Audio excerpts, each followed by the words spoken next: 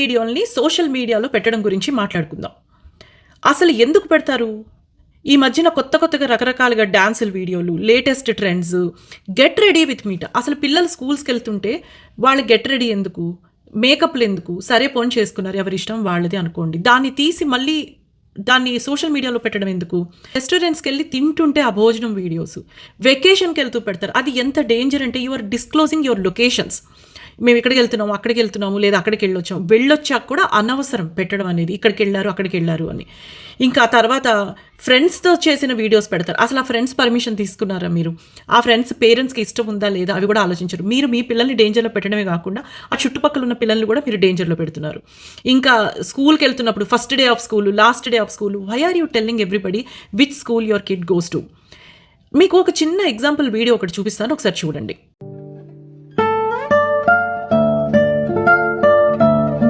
ఇప్పుడు వీడియో చూసారు కదా, ఇద్దరు చిన్నపిల్లలు చక్కగా డాన్స్లు వేసుకుంటున్నారు. ఏ హామ్ ఉంటుంది? ఏమీ లేదు. బట్ వాటికి వచ్చిన కామెంట్స్ చూద్దాం ఒకసారి.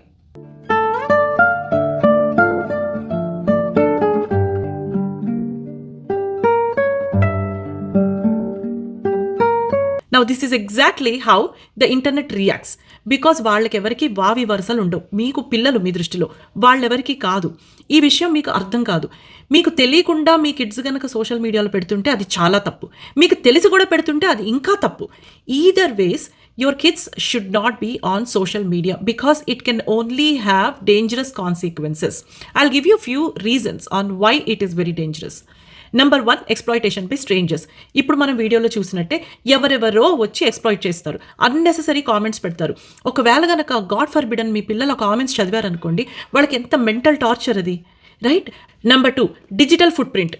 మీరు ఏం చేసినా ఇంటర్నెట్లో it leaves a foot print and it is going to stay for ever. You can not take your foot print of internet. ఈ రోజు మీ పిల్లల వీడియోస్ మీరు చాలా హార్మ్లెస్గా పెడుతున్నారు, కానీ 10 ఏళ్ల తర్వాత 15 ఏళ్ల తర్వాత they are going to haunt them big time. ఆ టైంలో మీరు ఇవన్నీ తీయలేరు. మీరు అనుకుంటారు ఏముంది, లంగా జాకెట్లు వేసుకుంది, డ్రెస్సులు వేసుకుంది, డాన్సులు చేస్తుంది, ఈ పాటకి చేసింది, ఆ పాటకి చేసింది అని. బట్ 10 ఏళ్ల తర్వాత ఈ ట్రెండ్ ఉండదు, అప్పుడు వేరేది ఉంటుంది. అప్పుడు వెన్ యూ లుక్ బ్యాక్ ఆ రోజు తెలుస్తుంది, అయ్యో ఆ రోజు నేను ఎందుకు ఈ తప్పు చేశానా అని చెప్పి. Number 3, bullying.